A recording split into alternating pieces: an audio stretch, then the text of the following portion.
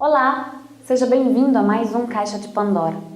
Hoje vamos falar sobre intolerância religiosa, fé e política. Alguns líderes religiosos almejam ver a igreja ocupando o papel de Estado e elegem representantes nas diversas casas políticas do país. Você acha que é papel da religião atuar na política? Afinal, qual a relação entre fé e política? Buscamos fazer um programa plural, ouvindo representantes de diversas religiões e também os que não seguem nenhum credo.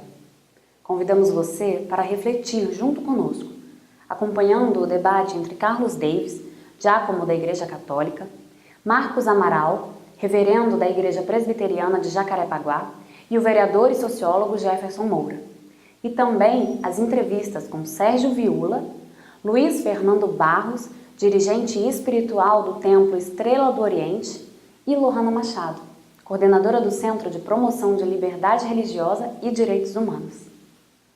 Esse Caixa de Pandora hoje, com o querido reverendo Marcos Amaral, com o diácono, querido companheiro Carlos Davis, aqui presentes, para dialogar um pouco sobre esses desafios que têm se apresentado, a intolerância religiosa, conversar e dialogar um pouco sobre fé e política.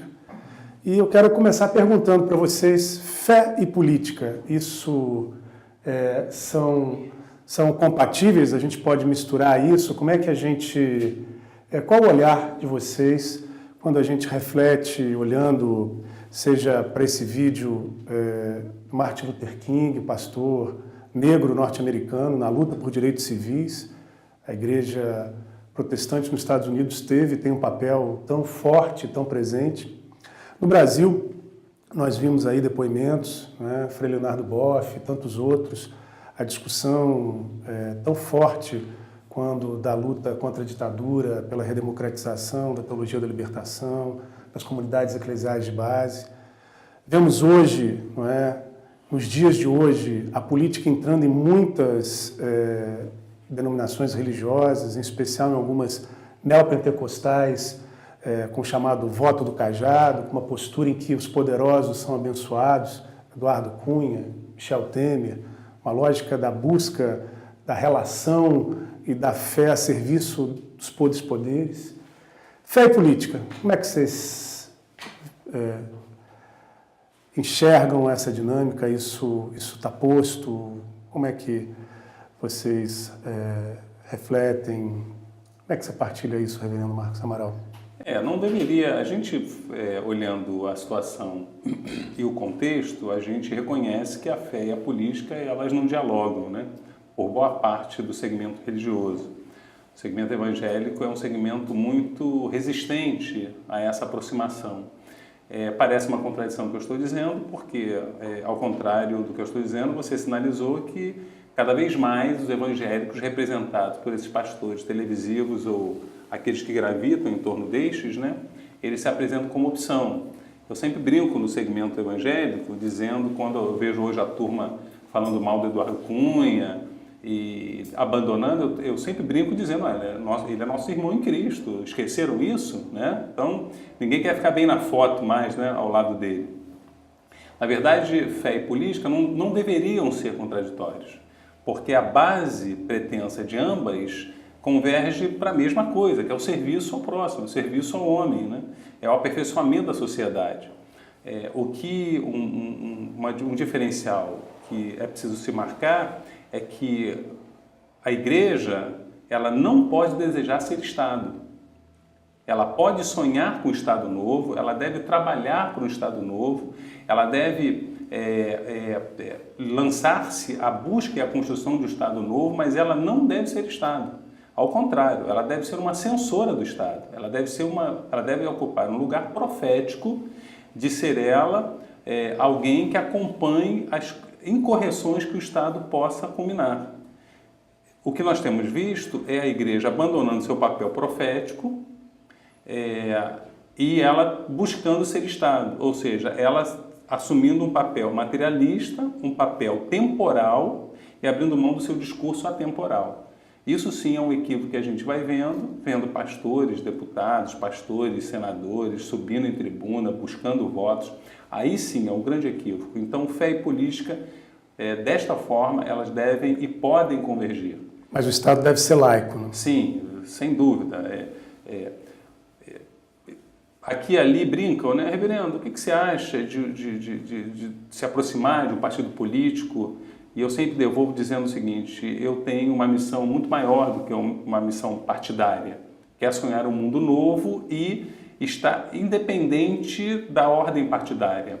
Mas o que não quer dizer que eu não possa me aproximar e colaborar com partidos que eu possa acreditar na construção deste alvo único, que é essa sociedade nova, esse mundo novo, que são titãs do reino de Deus, né? As colunas do reino de Deus, a justiça, a igualdade, o amor, a verdade. Esses são as colunas da construção do reino de Deus. E há partidos que sonham fortemente, até não pensando em partidos, mas a prática política deve estar inclinada a esse tipo de objetivo. Nesse sentido, qual é o problema do diálogo da fé e política? Pelo contrário, é até desejável, eu diria. Querido Carlos Davis, fé e política podem se misturar? Olha, não só podem, como devem se misturar, né? Quem lê a carta de Tiago, no seu capítulo 2, vai ver justamente que a fé sem obras ela é morta. E o que é essa obra? Essa obra é para o irmão, né? Para o cristão, o irmão está em primeiro lugar, né? Mas nossa missão aqui é justamente como coautores da obra da salvação que somos, é da construção do reino de Deus. Reino esse que nós já temos entre nós as suas sementes, mas que nós só vamos viver em plenitude na eternidade.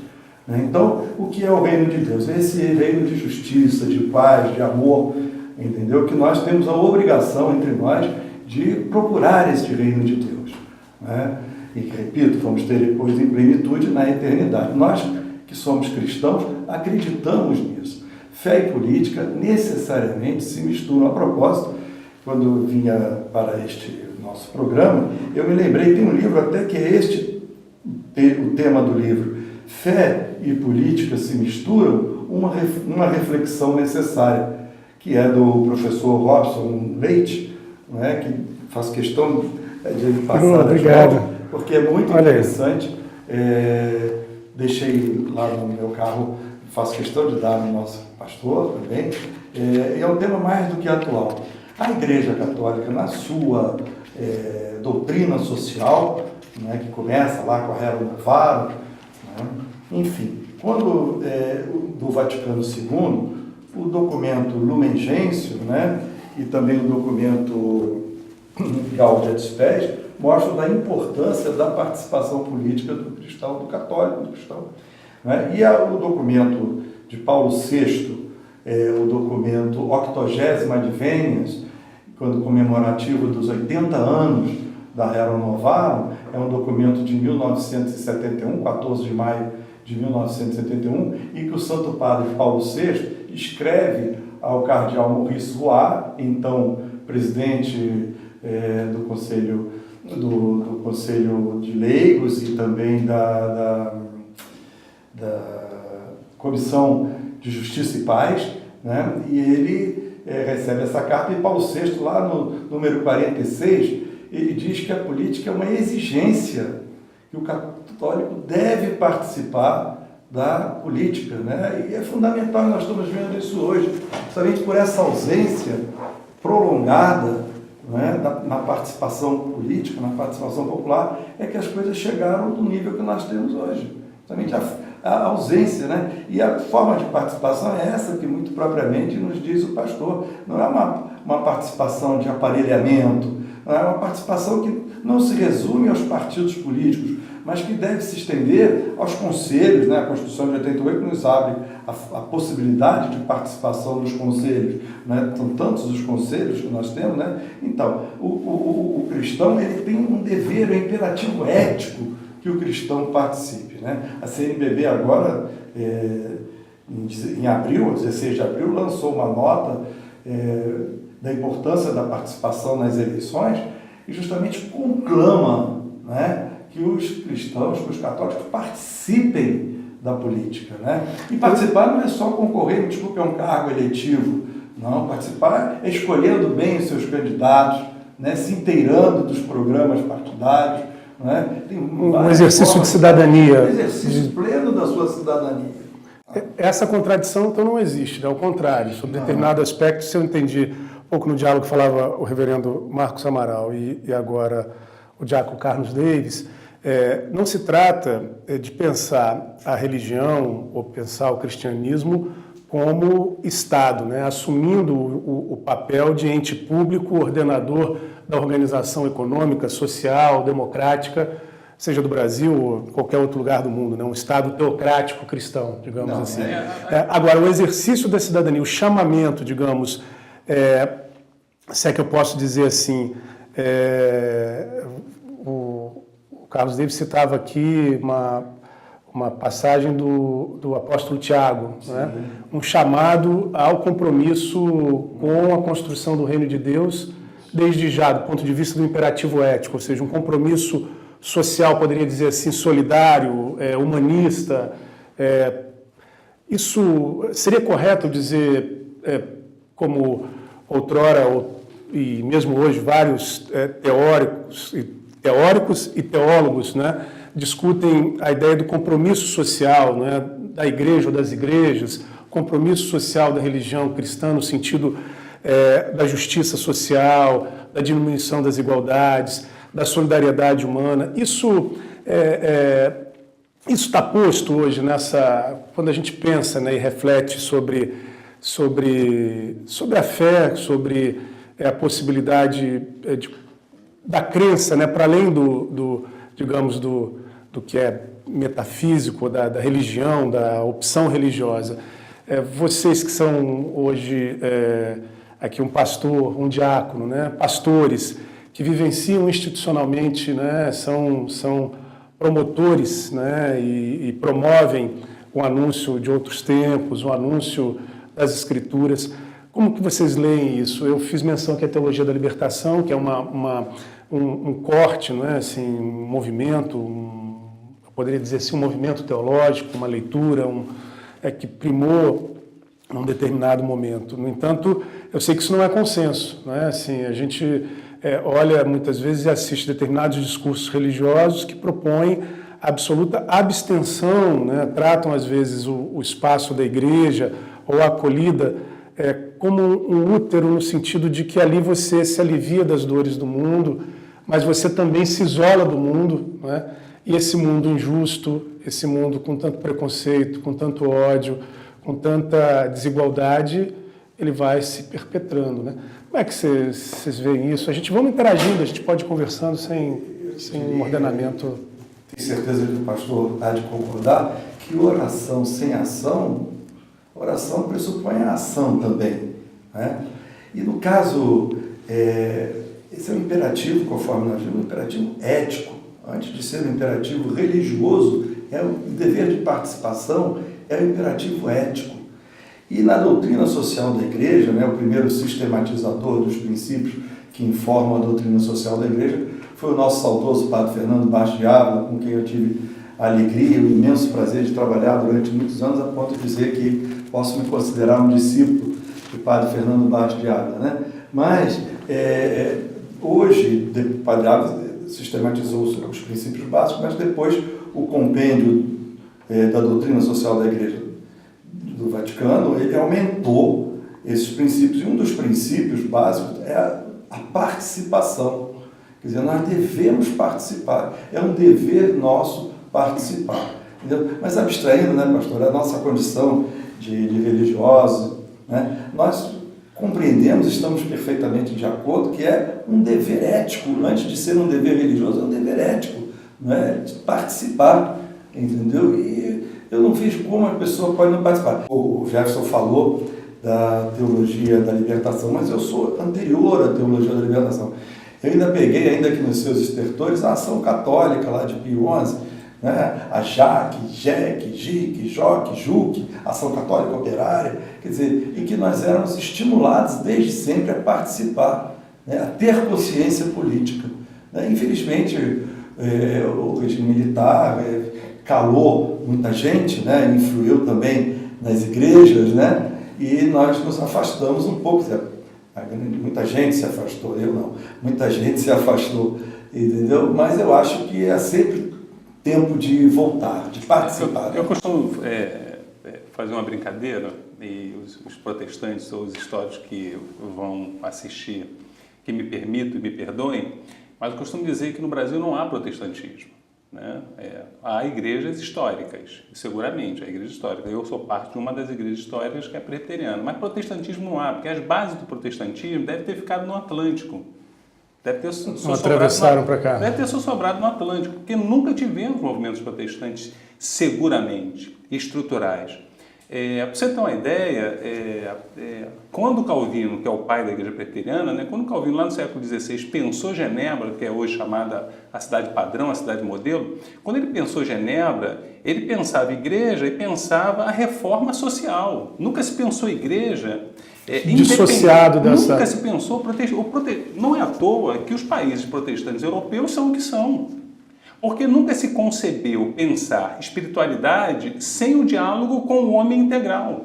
Então, Calvino, quando pensava em fundar uma igreja, ao lado da igreja uma escola e ao outro lado um hospital ou um atendimento de saúde, porque ele pensava o homem de forma inteira. E não é invenção dele, porque a Bíblia pensa isso. Chama o homem a uma reforma inteira, onde o homem é reformado espiritualmente, o homem deve ser reformado intelectualmente e o homem deve ser reformado moralmente. É imoral a gente ter uma proposta religiosa para alguém que passa fome. É imoral a gente ter uma proposta religiosa para alguém que sabemos que nunca sairá desse lugar. E nós sabemos disso. Então a igreja propor uma reforma espiritual sem que ela se lance a uma reforma inteira, e quem é que é especialista nessa busca da reforma inteira? É o braço social, é o braço político. Então, se nós, por mais que nós nos esforcemos como igreja, nós nunca conseguiremos mudar o padrão escolar de uma cidade. Mas o Estado pode fazer isso. Então, a igreja deve pressionar o Estado, deve se apresentar... O papel da igreja é cobrar a efetividade das políticas públicas. Para ser consciência do Estado. Como diz Calvino, a igreja tem que ser consciência do Estado. Então, se os reis no Velho Testamento, eles morrem assassinados, perdoe-me, os profetas morrem assassinados pelos reis, porque os profetas se apresentam com uma consciência do Estado. E óbvio que o Estado, que é denunciado, ele tenta aniquilar. Então, hoje nós temos isto aí. Eu tenho dito, e mais uma vez vou dizer isto, eu não me considero mais evangélico. Eu digo que sou cristão, e sou um cristão que tenta ser protestante, nesse mar de confusão, aonde essa proposta religiosa não tem a ver com a proposta cristã. A gente pode dizer que um pastor deseja ter milhares de santuários. A gente pode dizer que um pastor deseja e precisa andar de helicóptero de 45 milhões de reais. A gente pode dizer que um pastor defende comprar aviões porque ele acha que é difícil ficar em fila no aeroporto. A gente defende, a gente pode dizer que o pastor defenda essas coisas, mas esse pastor não pode dizer que é cristão. Isso ele não pode dizer. Ele pode dar nome a qualquer outra coisa. Agora, dizer que isso é cristianismo, não é. Então, nós dizemos que no Brasil não existe protestantismo. Existe isto aí, existem as igrejas históricas. De maneira que, se de fato formos lançar a mão da nossa base protestante, a fé e a política, elas devem dialogar. E a igreja não deve cair na tentação de transformar-se em Estado. Pelo contrário, eu caminho com você enquanto vereador, não é? Amanhã você é representante do Estado. Eu vou censurá-lo toda vez que você não for capaz de ser fiel àquilo que a sociedade deseja.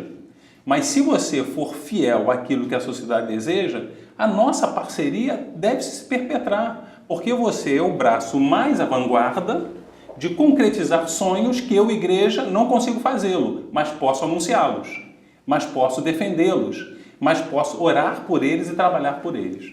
Pois é, e nós começamos a falar justamente, eu puxei Tiago, né? Sim. O pastor agora fala da Bíblia, Alguém duvida que Amós era um profeta político? Alguém duvida que Miqueias é o profeta político por excelência?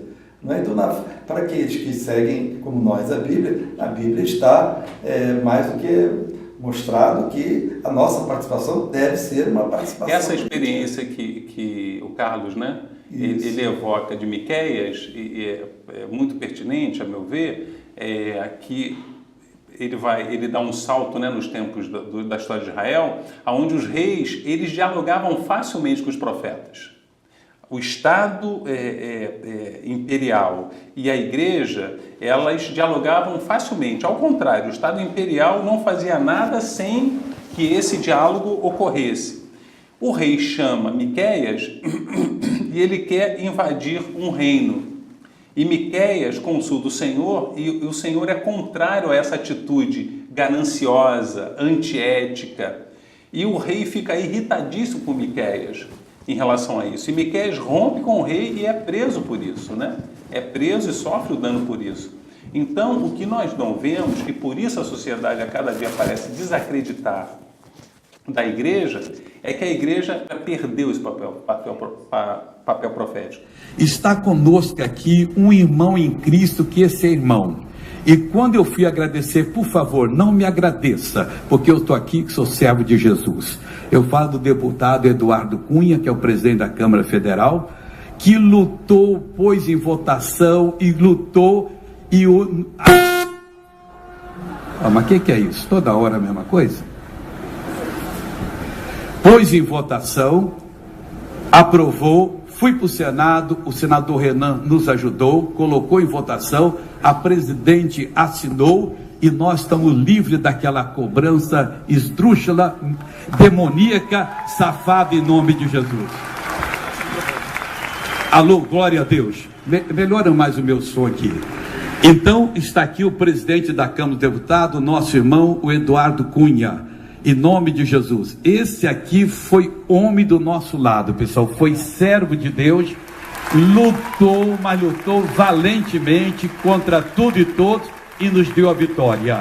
E eu quero que vocês orem muito por ele. Está lembrado daquela vez que quando os judeus foram pedir a Jesus que orasse pelo servo do centurião e disseram: Senhor, ele é digno que faça isso, porque ele nos ajudou a construir a sinagoga. Eu quero que vocês orem por ele, porque ele é digno, não ajudou a construir a sinagoga, ele ajudou a manter as igrejas abertas.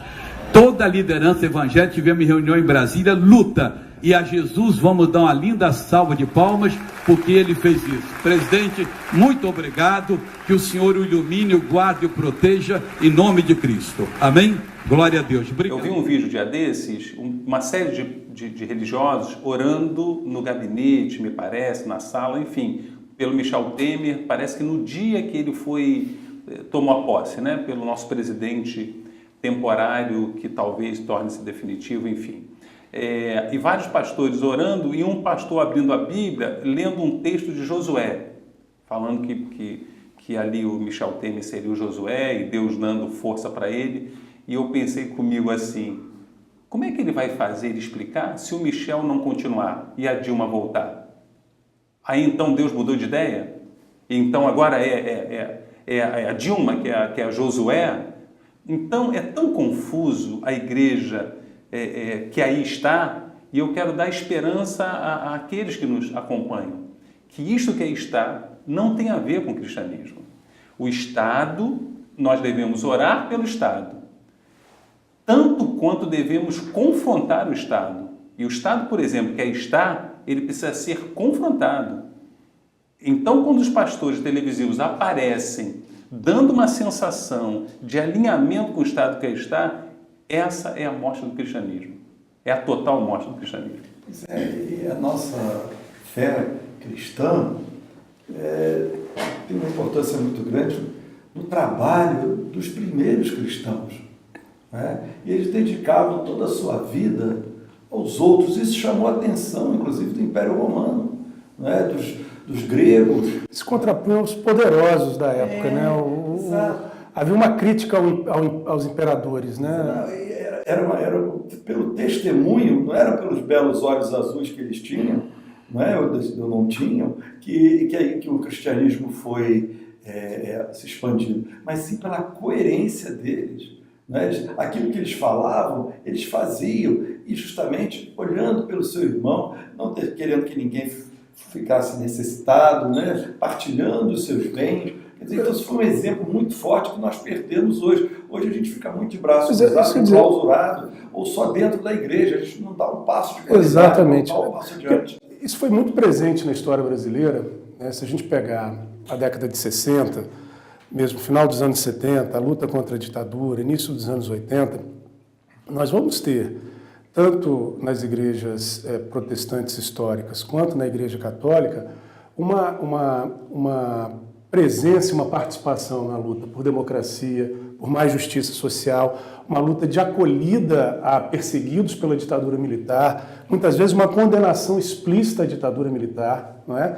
E a sensação que eu tenho é que nas últimas décadas esse compromisso social das igrejas, né, ou de parte, né, daqueles que trazem na sua organização religiosa a expressão da fé cristã, um distanciamento das lutas do povo, das dores do povo. É evidente que isso não é regra, mas me parece que o sentimento que eu tenho é o sentimento de alguém que conheceu a política pela igreja, através da Pastoral da Juventude, isso era ali meados dos anos 80, uma diocese muito progressista, quer dizer, uma diocese vinculada à teologia da libertação, era Volta Redonda, Dom Valdir Calheiros, alguém que naquele momento conheceu o espaço da política e da formação política a partir do trabalho daquela diocese com um compromisso social muito presente na celebração religiosa, na vida em comunidade. Eu não encontrei, eu sinto isso muito distante hoje. Não, você não encontrou porque não existe. Pois é, mas eu já vi Você não encontrou cultos, porque não há como encontrar um gato preto no quarto escuro se o gato não está lá. Você não vai encontrar nunca. Mas eu já vi o reverendo Marcos Amaral, por exemplo, falando na sua igreja, preocupado com questões sociais. Sim, mas você falou igreja. Com posicionamentos contundentes. Mas você vai pensar pessoas. Como igreja, o único momento, né, eu estou com 55 anos, né, o único momento em que eu vi a igreja protestante, a igreja evangélica com traços de protestantismo foi através de Caio Fábio. O Viva Rio, a expressão do Viva Rio, quando Caio Fábio ele conseguiu cristalizar, concretizar uma expressão de uma religiosidade que não era sacra apenas, era sacra também, mas também era naquilo que aí está. Com o iluminismo, infelizmente, com o iluminismo, houve um corte profundo, com o aparecimento das filosofias, houve um corte profundo onde o religioso tornou-se privado. O religioso, ele está ilhado, né? Ele está circunscrito ao santuário, e quem fala e rege a vida social são todas as ciências, menos a teologia.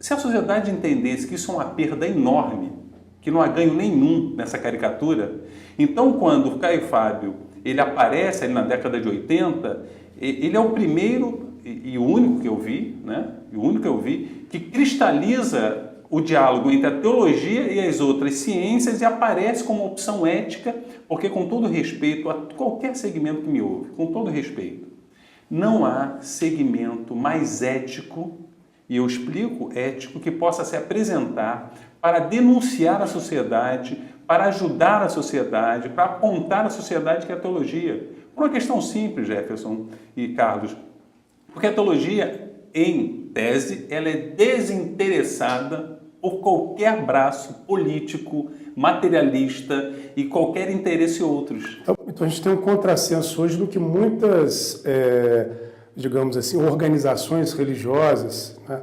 Algumas delas, aí é uma fala minha aqui, parecem mais organizações empresariais da fé alheia, né? Que eu acho que foi um pouco a expressão daquilo que a gente viu no Congresso. Um Congresso absolutamente corrupto, com senhores de meia idade vinculados a grandes interesses econômicos, e uma boa parte deles, uma expressiva parte deles, na votação do impeachment. Mas independente da votação em si, eu digo, aquilo mostrou para o Brasil uma cara do Congresso.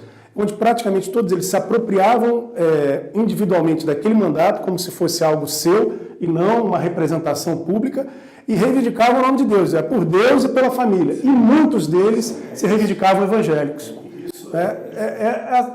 Me parece um contrassenso direto com que... Total. E aí nós estamos tocando um outro ponto muito importante. Eu, particularmente aqui na nossa arquidiocese, nas últimas eleições todas, eu tenho coordenado a formação política.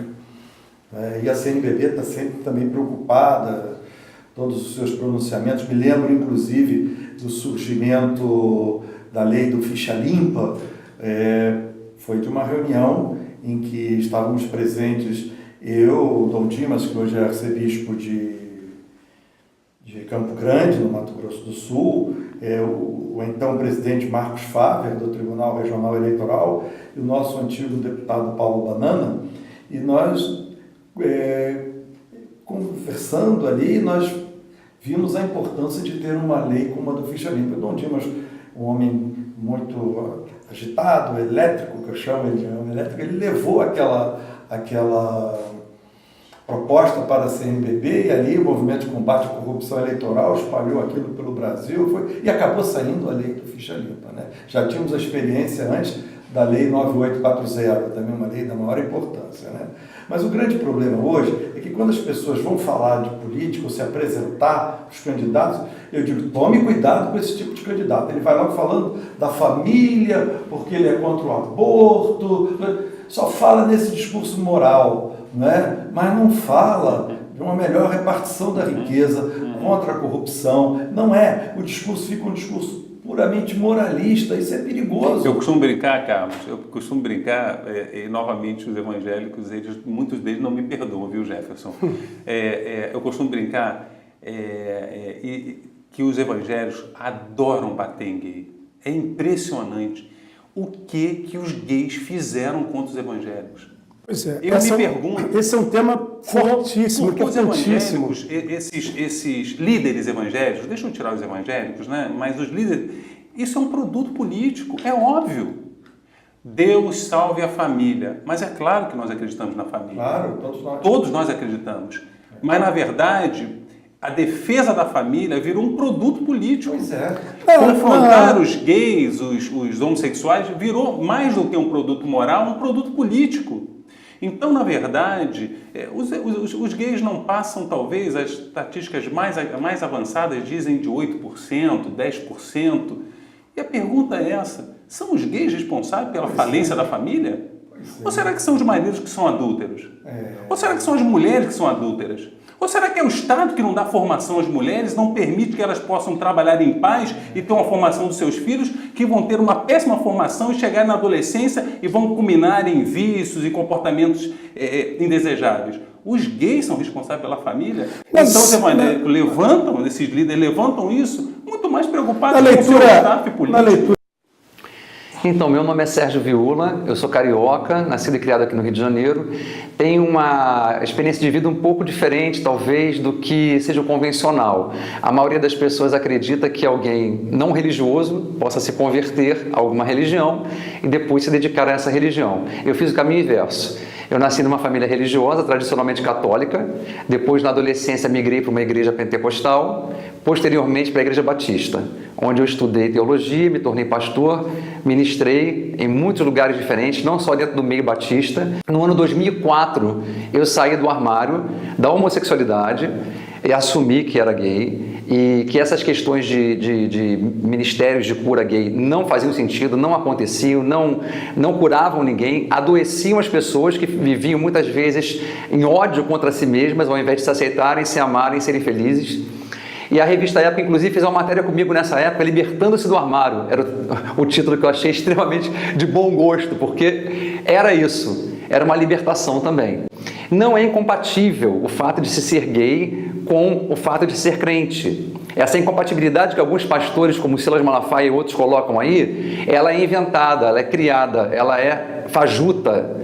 É possível ser crente, ser gay e ser um gay que ama outro homem, ou uma lésbica que ama outra mulher, se casa com ele ou com ela e constitui família, ou não se casa porque não é esse o projeto de vida. toda essa papagaiada em torno dessa incompatibilidade é construída ao longo de muito tempo, por muito preconceito. Quando eu saí do armário, há 13 anos agora, eu não só me anunciei como gay, mas também me anunciei como ateu. O que não tem um vínculo necessário, não tem nenhum vínculo essencial. Eu tenho muitos amigos gays que são pastores, inclusive, alguns assumidamente gays e outros enrustidamente gays. Tenho amigos meus que são de igrejas inclusivas e trabalham mesmo botando a boca no trombone em favor dos direitos homossexuais, lésbicos, bissexuais e transgêneros. Mas tem alguns que vivem nas sombras, né? Não assumem, tá bom assim, deixa como tá. Eu preferi o caminho da autenticidade completa. Falar para todo mundo quem eu era, falar para minha ex-mulher, inclusive, que foi minha mulher por 14 anos, que ela estava livre para ser feliz com outra pessoa, ainda era jovem, bonita, tinha como reconstruir sua vida. E eu tive 2 filhos, que são lindos. Hoje minha filha tem 24 anos, meu filho tem 21 anos de idade, já é uma moça, já é um rapaz, é um homem ou uma mulher, né? E a gente tem uma convivência muito boa, dentro daquilo que é possível, porque é claro que sempre as gerações são diferentes, pais gays também podem ser um pouco conservadores às vezes, e a gente vai negociando as coisas, né? Mas eles são os amores e eu quero que eles sejam felizes pelo resto da vida. A minha ex-mulher seguiu com a vida dela, casou de novo, está feliz com o novo marido, e eu segui com a minha. Hoje estou num relacionamento legal com outro homem numa boa. Agora, a questão do ateísmo é uma questão que incomoda muita gente, talvez mais do que a homossexualidade.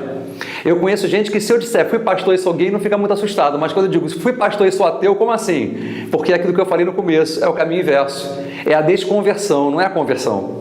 E essa é uma questão importante, porque dentro dessa discussão do Estado laico e do fundamentalismo religioso que vai tentando implantar uma teocracia na surdina, sorrateiramente, tivemos há pouco tempo um bom exemplo disso, que foi o Eduardo Cunha, se é que se pode chamar de bom exemplo, porque ele é bom exemplo, a pior coisa do mundo talvez, que é essa tentativa de implantar um Estado baseado em leis que não são realmente constitucionais, que tem a ver com um dogma religioso de uma religião em específico, e dessa religião na visão dele, porque tem muito cristão que não vê como ele. Então eu sou a favor do Estado laico, do Estado secular, onde há espaço para todo mundo, com direitos iguais para todo mundo e sem qualquer discriminação. Claro que vai haver momentos em que nós vamos ter que trabalhar a igualdade na diferença. Eu não posso, por exemplo, tratar uma mulher transexual do mesmo jeito que eu trato uma mulher cis quando se pensa, por exemplo, saúde pública. Tem diferenças. Eu não posso pensar, por exemplo, uma mulher lésbica, né, que só transou a vida inteira dela com mulheres lésbicas, casou-se com uma outra mulher também lésbica, que também só viveu assim, do mesmo jeito que eu vou lidar com uma mulher que casou com um homem ou que teve namorados. As possibilidades que elas têm de experiências sexuais na vida são diferentes e afetam até a saúde da mulher. Até nesse sentido, às vezes lidar com o igual, no sentido dos direitos, é contemplar a diferença, mas não valorando essas diferenças como melhores ou piores, como mais dignas ou menos dignas. Apenas reconhecendo que na diversidade dos sujeitos existe uma igualdade humana, mas existe uma enorme diferença entre as experiências, os modos como vivem, como veem a vida e, consequentemente, também essas outras questões. Me parece que o espírito cristão tem como pressuposto a solidariedade, a acolhida. Me parece que, na pouca leitura que eu tenho, a principal referência, né, Jesus se aproximou de praticamente tudo e todos que eram discriminados ou considerados foram com das prostitutas, foram com os leprosos, foram com o povo pobre. Ele passou, pregou, acolheu, né? Eu vejo essa apropriação, né, em relação à homofobia, à LGBTfobia, a questão, né, desse discurso de ódio, né? Porque assim, me parece incompatível pensar a fé cristã, ou para além da fé cristã, né, se pensar na religião como algo que possa proclamar o ódio contra o outro. De toda a leitura da Bíblia, o discurso do amor, né? Nós devemos acolher. O discurso do acolhimento, ele sobrepõe-se a qualquer outro tipo de discurso, né? Jesus, em toda a sua prática, durante o tempo que esteve no nosso meio, ele deu um exemplo maior de solidariedade que se possa dar e de acolhimento, né? Então, eu acho que a gente tem que ter muito cuidado ao atirar as pedras, sabe? A nossa postura deve ser sempre uma postura de acolhimento antes de ser uma postura... Nós vemos o caso da mulher adúltera, né? A questão de atirar a primeira pedra, não é? Enfim, foram saindo um por um, né? E ninguém teve coragem de atirar a primeira pedra. Então, a nossa postura sempre deve ser, em primeiro lugar, uma postura de acolhimento. Ela se sobrepõe a qualquer outro tipo de postura. O pastor concorda, eu já tenho certeza. Nós somos, a sociedade, eu sou parte da sociedade, nós somos cínicos, né? Nós somos cínicos, né? Nós somos estéticos, né? Eu não sou humanista, viu, Jefferson? Eu não sou humanista. Eu sou um pastor e a Bíblia é a minha referência prática de vida. Eu me esforço a beça em ser cristão. Para nós, protestantes, baseado na Bíblia, homossexualidade é pecado. Nós não concordamos com a prática homossexual. A Bíblia é clara quanto a isso. A Bíblia é clara. Posto, entretanto, pecado para Deus é tudo. Pecado para Deus é eu mentir. Pecado para Deus é eu agredir a lei do Senhor. Então não há um pecado maior e um pecado menor. Um pastor que mente, um pastor que usurpa dinheiro dos dízimos, um pastor que adultera, é pecado. Tanto quanto qualquer outro pecado. Então é um ponto muito claro que eu preciso deixar aqui. A outra coisa é esse ódio que se fomenta contra o ser humano, contra a pessoa humana, né? contra o drama humano. Como se leva a homossexualidade, como se trata, como se eles fossem monstruosos, demoníacos, diabólicos. Isso é um absurdo, isso é um despropósito, onde não há nenhum alinhamento com a palavra de Deus. Como diz o Carlos, qualquer pessoa que a juízo da Bíblia Sagrada e a nosso juízo, enquanto religioso, está em desacordo com a lei de Deus, deve receber de nós acolhimento, amor, compreensão, seja qualquer segmento. Não quero aqui nominar A ou B, qualquer segmento. Então, Carlos, eu tenho dito isto. É uma pergunta que eu me faço. Por que os evangélicos ressaltam, sublinham o segmento homossexual e não sublinham, por exemplo, a fome entre a população? Por que não sublinha a falta de escolaridade? Por que não sublinha que o governo hoje está tomado, e eu vejo pastores alinhados com isso? Por que isso não é sublinhado? Então, tanto quanto este tema que nos causa preocupação, aquele outro tema também nos causa. Entretanto, há uma omissão, curiosa ou não, impublicável ou não, há uma omissão. Nós devemos lutar por aquilo que nos une e não por aquilo que nos separa. Cada um tem o seu espaço, mas o que nos une é muito mais importante do que o que nos separa. Queridos irmãos, sou Luiz Fernando Barros, dirigente espiritual do Templo Estrela do Oriente, uma casa de Umbanda. Nós observamos que durante a história da humanidade, a alta espiritualidade nos presenteou com um envio de inúmeros alquimistas, sacerdotes, senhores do saber. Todos eles traziam dentro de si a mensagem desta força maravilhosa que a tudo criou, mas em determinado momento, este Criador de todos os planos, denominado por nós umbandistas como Zambi, numa de suas reflexões, ele imaginou que a obra não estava devidamente acabada. Mas o que faltava? Ele faltava ali uma figura que pudesse, diferentemente dos demais, que falavam para um grupo seleto, ou para uma confraria, ou para um número de religiosos, ou para um povo de forma exclusiva, mas estava faltando alguém que pudesse, na verdade, complementar, falar a mesma língua de todos. Foi quando este mesmo Zambi, do alto da grandeza de sua vibração, enviou um ser humano, mas um ser iluminado, e que o conhecemos aqui como Jesus Cristo. Ele falava a mesma língua, ele era entendido pelo pobre, pelo rico, por aquele que tinha pouca cultura, pelo letrado. E este ser se transformou, na verdade, no maior político, sim, político, que já pisou neste planeta.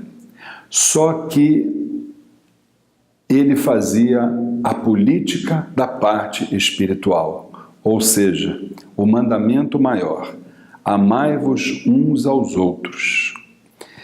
Dentro desta realidade, Jesus, independentemente do segmento religioso ou filosófico, ele nos traz, através de suas mensagens, e principalmente, mais importante que suas mensagens, que sua postura quando aqui esteve, a forma como nós precisamos compreender e praticar esse segmento tão importante que é a política. Nós entendemos que o segmento religioso, ele jamais deve estar fora da política. Agora, ele precisa praticar a política da primeira pessoa do plural, a política do nós, em detrimento do eu. Porque essa é a política saudável, a política sadia. A gente já vivenciou no Brasil momentos em que determinadas denominações, determinados líderes religiosos conclamaram seus fiéis a cruzadas contra a macumbaria, depois contra a besta e a idolatria. Hoje é muito comum nós assistirmos, né, o discurso do ódio contra homossexuais, o discurso do ódio contra vítimas, né? A gente viveu agora recentemente essa tragédia no Rio de Janeiro, uma agressão bárbara a uma jovem, e a gente percebe determinadas lideranças religiosas condenando as vítimas, né? Dizendo que o problema é da mulher que passou um batom, o problema é que ela não podia sair de casa, o problema é que ela não pode ir num festival de música, num baile. Me parece que isso, de espírito cristão, né, de acordo com vocês, não tem nada. Mas mais ainda, me parece que isso só serve àqueles que têm o interesse de promover, né, os seus ganhos empresariais a partir da exploração da fé do povo. É a sensação que eu tenho. Que essa questão da intolerância não é só religiosa, não.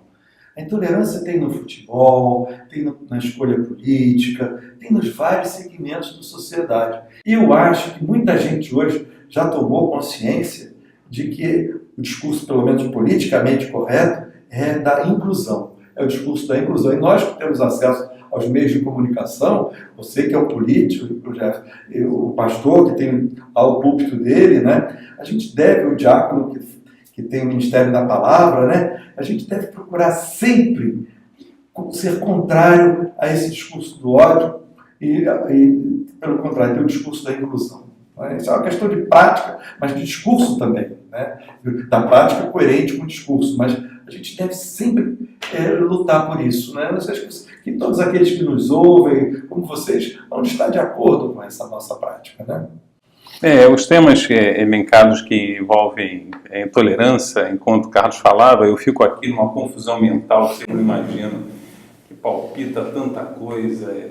Eu tenho que racionalizar a minha raiva, né? A raiva de gente preta como eu sou, de gente pobre que veio do subúrbio, num país que é preconceituoso racial, mas que finge não existir preconceito. Se existe uma vitória do sistema preconceituoso, é dizer que o preconceito é social. Como o preconceito é social, o problema é a cor da pele. Da mesma forma que essa intolerância racial, ela se revela acerca como eu citei aqui, dos homossexuais, né? Uma intolerância, uma agressividade gratuita. O que a igreja deve fazer é abraçar, é acolher, é abençoar, é tentar compreender, é escutar, é ouvir. Da mesma forma que as religiões de matriz africana, para vocês terem uma ideia, eu sou membro da Comissão contra a Intolerância Religiosa, desde 2008, né?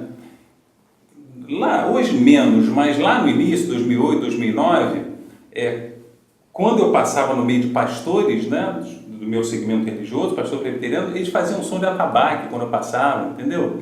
Botavam pilha, fui agredido na internet, sofri um achincalho, uma perseguição, uma coisa louca. Eu acho que vale a pena, porque minimamente eu consigo me defender. E os segmentos que não conseguem reagir, os segmentos de matriz africana, o que as pessoas precisam é respeitarem-se uma às outras. Eu tenho o privilégio e a honra de dizer que sou amigo pessoal de um babalorixá, que é o Ivani dos Santos. E daí, o que nós precisamos é compreender que o ambiente adequado e próprio para a intolerância e a ignorância, quando se priva a informação, quando não se tem o estímulo ao conhecimento, esse é o ambiente perfeito para a intolerância. O que nós precisamos é abraçar caminhos de informação, de orientação, de disponibilizar aos outros, né, diálogo, para que a gente possa começar a compreender, a iluminar a mente minha, a sua, de todos nós, e compreender que atrás daquele religioso tem um ser humano, alguém que possa descobrir semelhanças, amá-lo, caminhar com ele, enfim. A intolerância, ela precisa de ignorância. Você tem determinadas lideranças religiosas ou pessoas que estão se vinculando a determinadas lideranças religiosas, a determinados segmentos religiosos, e que ou já estão no espaço da política ou estão entrando no espaço da política. Alguns fazem questão de dizer, fui me batizar no Rio Jordão para me converter com a presença de um determinado pastor e ele me abençoou. E essa mesma pessoa defende pena de morte, essa mesma pessoa faz discurso de ódio, essa mesma pessoa me parece um contrassenso com os mandamentos e o espírito cristão que vocês estão aqui também explanando, externando, pelo pouco que tenho de leitura. Não consigo perceber, o sentimento que dá é que isso não é verdadeiro. O nosso programa, o nosso Centro de Promoção, é um programa de ajuda e apoio às vítimas de intolerância religiosa.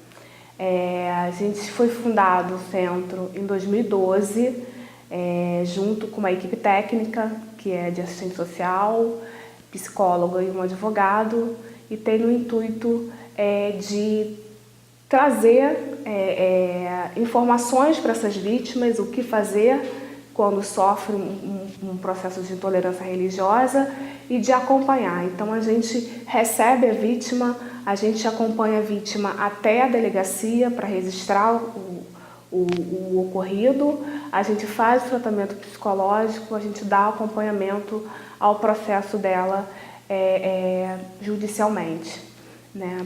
O centro hoje trabalha em conjunto com um grupo de trabalho, né, que é o Grupo de Trabalho de Enfrentamento à Intolerância Religiosa, que é composto por 46 membros, entre eles 28 segmentos religiosos, a academia, né, a OAB, o Ministério Público e diversos segmentos que discutem direitos humanos.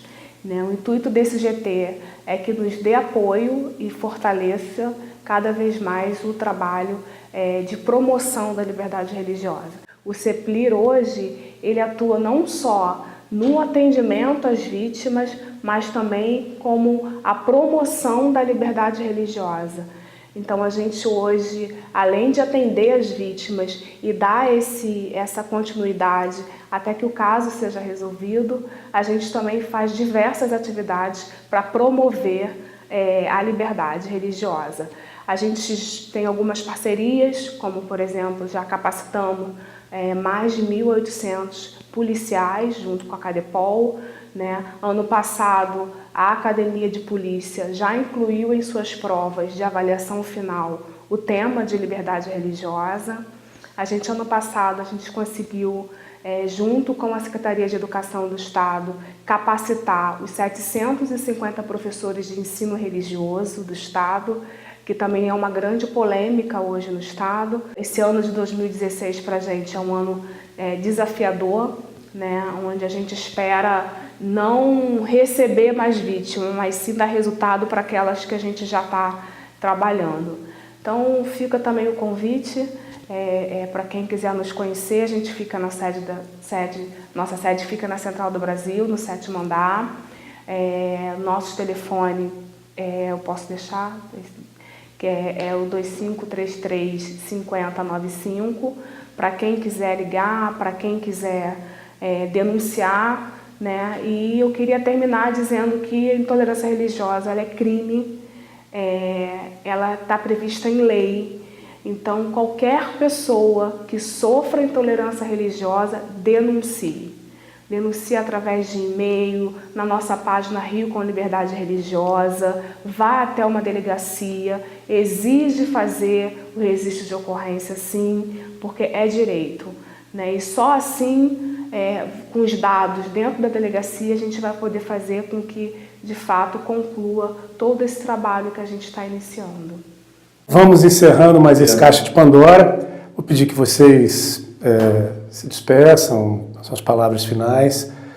Com certeza tem muito debate sobre esse tema, a gente vai seguir conversando, mas por hoje foi muito prazeroso estar com vocês, estar refletindo aqui, né? Fé na vida, fé no homem, fé no que virá, diria o poeta. Bom, que a Caixa de Pandora, que é este programa, diferentemente lá do mito grego, não saiam demônios, né? Que não saiam pensamentos, coisas tão ruins, horrorosas. Ao contrário, essa Caixa de Pandora é uma caixa contemporânea, que saia daqui estimulação, sabedoria, desafios, informação, na busca do sonho profético e cristão, de um mundo melhor, em que as pessoas possam serem dignamente tratadas, possam se sentir igualmente seres humanos, independente de onde moram, que cor tenham, independente da sexualidade que escolham, possam de fato se sentirem amadas e amarem também. Eu quero dizer que, fazendo minha também as palavras do pastor Marco, que foi uma alegria muito grande participar aqui do nosso encontro, e que o que nós trouxemos aqui possa ter servido para algumas pessoas que nos ouvem, nos veem, né, para que elas possam crescer, né, e darem um passo adiante. Eu acho que programas como esse são muito úteis, porque de forma descontraída, ou bem ou mal, nós falamos naquilo que nós acreditamos, né, com sinceridade, né, olhando nos olhos um dos outros, entendeu? Eu acho que isso deve servir para alguma coisa, como dizem os meus amigos jesuítas, ad maiorem Dei glória. Chegamos ao fim de mais um Caixa de Pandora. Esperamos ter contribuído para uma nova reflexão a respeito do tema. Até a próxima! E acompanhe a nossa página no Facebook e o canal do YouTube. Tchau!